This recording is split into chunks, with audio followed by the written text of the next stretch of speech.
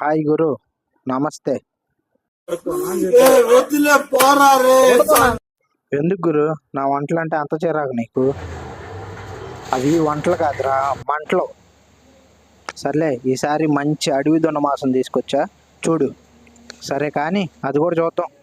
ముందు ఒక 1/2 కేజీ దొన్న మాంసం తెచ్చుకొని శుభ్రంగా కడుక్కొని దాన్ని పక్కన పెట్టుకో. ఆ కూరలోకి 2 ఉల్లిపాయలు, 3 టమాటాలు, 5 పచ్చిమిర్చి, 2 దోసకాయలు బాగా సన్నగా తరుక్కొని పక్కన పెట్టుకో.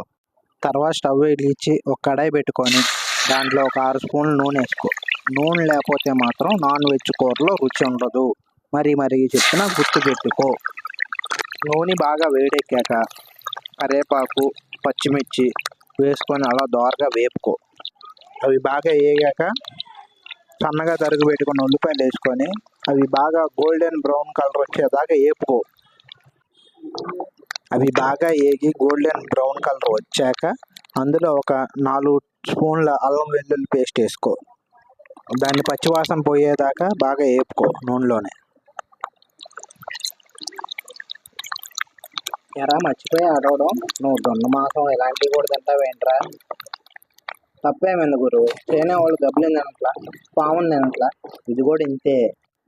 సర్లే, డిస్టర్బ్ చేయి మాకు, రా కూరలోకి. ఆ తర్వాత సన్నగా తరుగు పెట్టుకొని దోసకాయలు వేసుకొని బాగా ఏగని.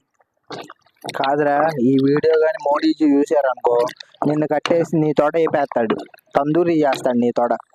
ఆ దోసకాయలు వేసుకొని 2 నిమిషాలకి టమాటాలు కూడా వేసుకొని బాగా తిప్పుకో.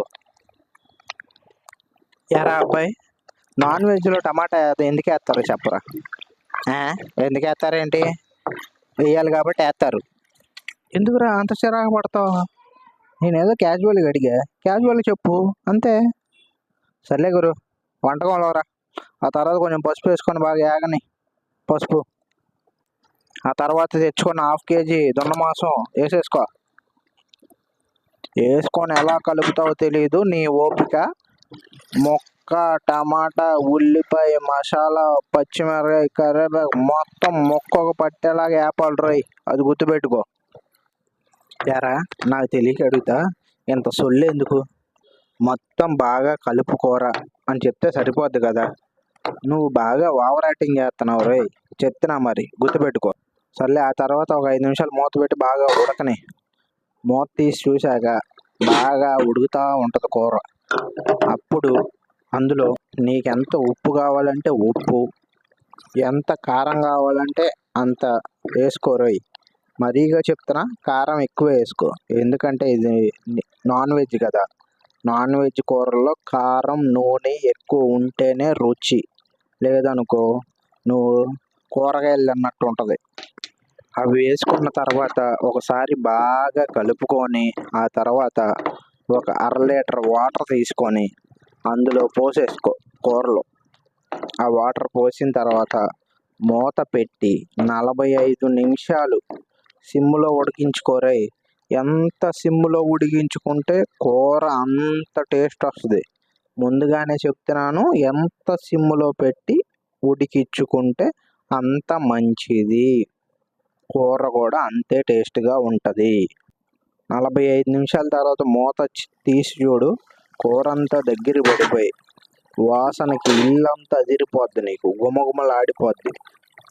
ఆ తర్వాత దింపే ముందు ఒక 2 స్పూన్లు గరం మసాలా వేసుకో. దాంతోపాటు కోసి పెట్టుకున్న కొత్తిమీర గడ్డ వేసుకొని ఒక్క 2 నిమిషాలు మూత పెట్టి బాగా ఉడికించేసి కిందకి దింపేసుకో. అంతేరా, దోసకాయ దొన్న మాంసం రెడీ. వేడి అన్నంలో కూర నిండుగా వేసుకొని రొచ్చుగా కలుపుకొని అందులో ఒక 4 ముక్కలు పెట్టుకొని ఎత్తుకొని తింటే ఉంటుంది, సరిగ్గా ఉంటుంది.